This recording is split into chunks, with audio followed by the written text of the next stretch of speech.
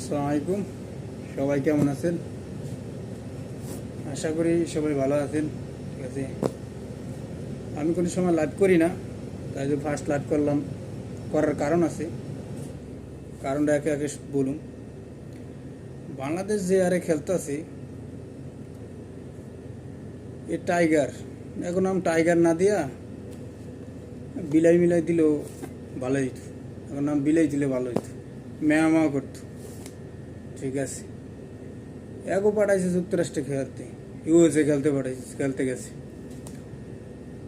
এ আগে 15 জন রে খেলতে না পাঠায় বাংলাদেশে যদি ধান চাষ করতো, গম চাষ করাইতো, আগে দিয়া কোনো একটা কাজ করাইতো, তাহলে দেশের উপকার হতো। এরা তো দেশের মান সম্মান খুয়াইছেই। এগো কথা কই কি কইম। তারপরে